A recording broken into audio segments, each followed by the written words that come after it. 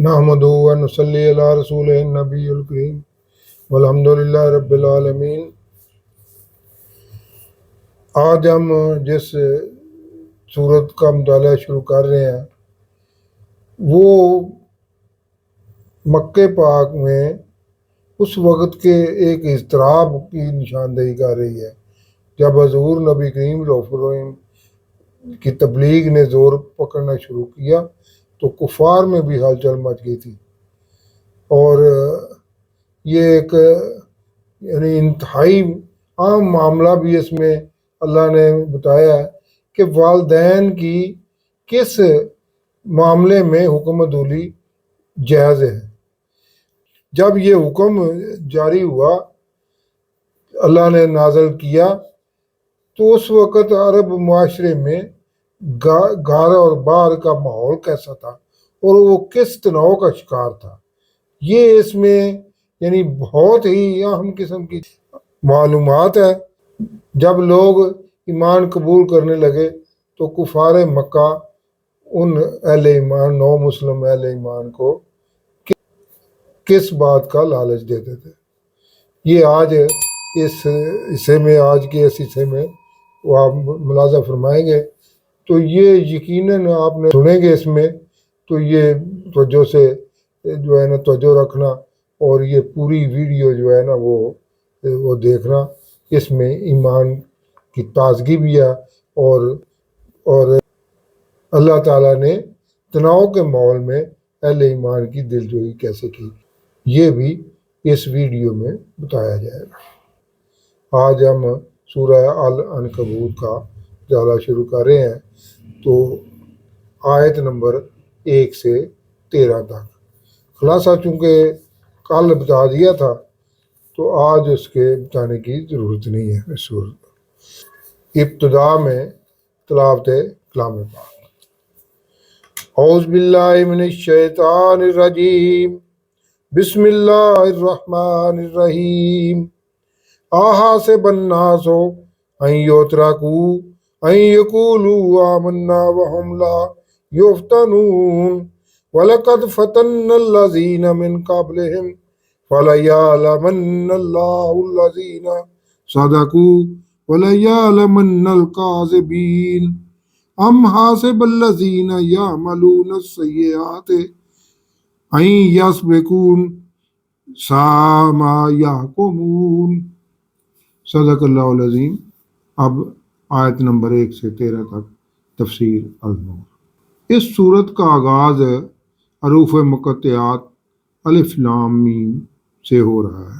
ارشاد باری تعالیٰ ہے کہ کیا یہ لوگ خیال کرتے ہیں اتنی ہی بات پر چھوڑ دیے جائیں گے کہ وہ کہیں کہ ہم ایمان لے آئے ہیں اور انہیں آزمایا نہیں جائے گا۔ اہل ایمان کو یہاں جو جوڑا گیا ہے کہ اگر وہ ایمان لے آئے ہیں تو اس کے لیے کمر بستہ بھی ہو جائیں۔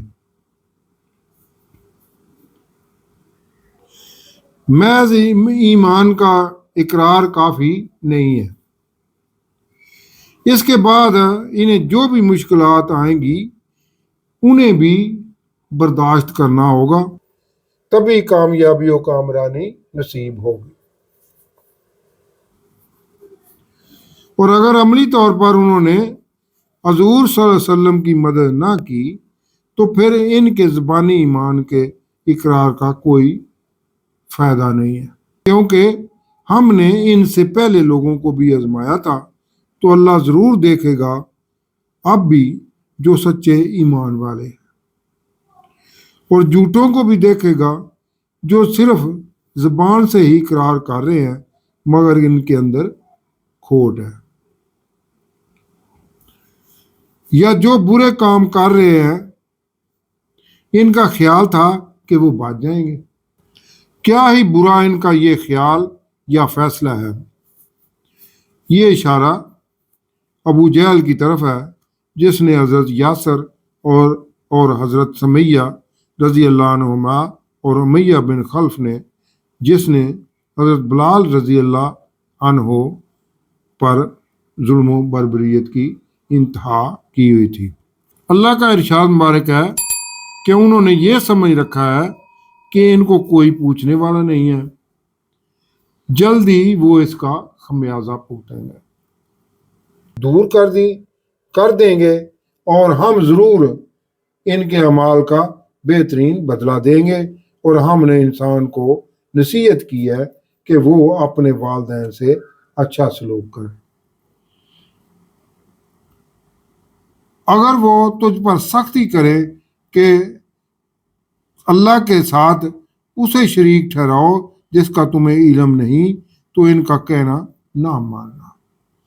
یہ صرف ایک امر ہے جس معاملے میں اولاد والدین کی حکمدولی کر سکتی ہے کہ وہ شرک کی طرف راغب نہ ہو۔ اگر والدین شرک کی طرف راغب کرنا چاہتے ہیں تو ان کا حکم نہ ماننا، کیونکہ تم سب نے میری طرف ہی لوٹ کر آنا ہے، تو پھر میں تمہیں بتا دوں گا جو تم کرتے تھے۔ یہ اب ماحول مکہ کا بتایا جا رہا ہے۔ مکہ میں والدین اور اولاد میں تنازع چل رہا تھا کہ بیٹے نے ایمان قبول کر لیا تھا جبکہ والدین مشرک ہی تھے۔ ایک طرف مشرک والدین کو برا بھلا کہا جا رہا تھا تو دوسری طرف والدین انتہائی دباؤ کا شکار تھے، اور وہ بیٹے کو مجبور کر رہے تھے کہ وہ اسلام کو چھوڑ کر اپنے آباء و اجداد کے مشرکانہ دین پر لوٹ آئے۔ جیسے سعد بن ابی وقاص کی والدہ نے بھوک ہڑتال کر رکھی تھی کہ اگر اس کے بیٹے نے اسلام نہ چھوڑا تو وہ نہ کچھ کھائے گی اور نہ ہی پیے گی۔ یہ کرب کا اس معاشرے میں اندازہ لگائیں کیسا تھا اس وقت، اور اسی بھوک میں ہی اپنی جان دے دے گی۔ حضرت سعد بن ابی وقاص پر کڑا امتحان تھا۔ ایک طرف دین محمدی صلی اللہ علیہ وسلم تھا تو دوسری طرف ماں مر رہی تھی۔ چنانچہ اس معاملے میں اس آیت میں واضح کر دیا گیا کہ اولاد کے لیے والدین کی فرمان برداری کی حد کیا ہے۔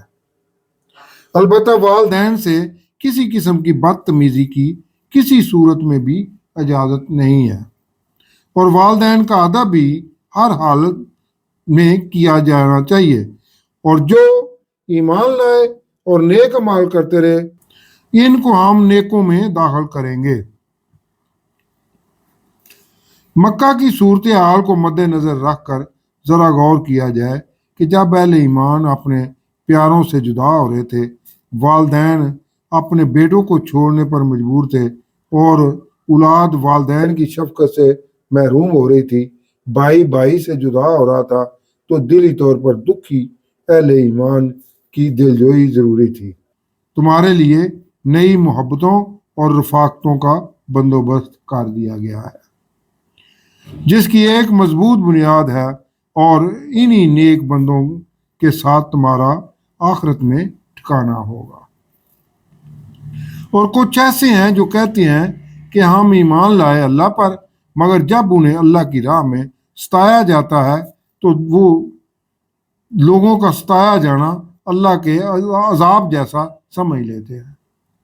یعنی ان کا ستایا جانا وہ سمجھتے ہیں کہ یہ ان کے ایمان قبول کرنے کی وجہ سے یہ مصیبت آئی ہے، اور اگر آپ صلی اللہ علیہ وسلم کے رب کی طرف سے کوئی مدد آ جائے تو وہ کہتے ہیں کہ بے شک ہم تمہارے ہی ساتھ تھے۔ کیا جو اہل عالم کے سینوں میں ہے اللہ اس سے واقف نہیں ہے؟ یہ آیت ایسے اہل ایمان کے بارے میں ہے جو مکہ میں اسلام تو سچے دل سے لے آئے، مگر ان کے مشرکین مکہ کے ظلم و ستم برداشت کرنے کی ہمت جواب دے گئی۔ اس لیے انہیں خبردار کیا جا رہا ہے کہ اب حوصلے اور ہمت سے کام لو۔ اگر سکھ میں دوسرے اہل ایمان کے ساتھ فائدہ اٹھاتے ہو تو دکھ میں بھی سچے دل کے ساتھ اہل ایمان میں ہی شامل رہو، اور بے شک اللہ ظاہر کر دے گا جو ایمان لائے ہیں، اور بے شک ظاہر کر دے گا منافقین کو بھی، اور جو کفر کرتے ہیں کہتے ہیں انہیں جو ایمان لائے کہ تم ہمارے راستے کی پیروی کرو۔ یہ اب وہ کفار لالچ دے رہے ہیں اہل ایمان، اور ہم تمہاری خطاؤں کا بوجھ قیامت کے دن اٹھا لیں گے۔ लेकिन वो इनकी खताओं में से कुछ नहीं उठाने वाले, बेशक वो झूठ बोल रहे हैं। अहले ईमान को कबीले के बड़े मुख्तलिफ तरीकों से समझाते थे कि अपने आबा व अजदाद के दीन में वापस आ जाओ, जहाँ तुम्हारी मईशत भी है और इज्जत भी। लेकिन अगर अहले ईमान में रहोगे तो वहाँ मुफलसी और कसम पुरसी के सिवा कुछ नहीं है। रही बात आखिरत के हिसाब की, तो इसकी जिम्मेदारी तुम्हारी तरफ से हम उठाते हैं। मुशरिकीन मक्का के इस रवैये की इस आयत में तरदीद की है, और अलबत्ता वो उठाएंगे अपने बोझ, ये जो उनको अहले ईमान को लालच देने की कोशिश कर रहे हैं कुफार, और बहुत से दूसरे बोझ भी, और इनसे क़यामत के दिन जरूर पूछा जाएगा जो वो झूठ गढ़ते थे। यानी ये दूसरों का बोझ उठाने का खुद साख्ता दावा है, और वो झूठ बोल रहे हैं। अपने अमाल के साथ इस झूठ का खमियाजा भी भुगतना पड़ेगा। सदक़ल्लाहुल अज़ीम।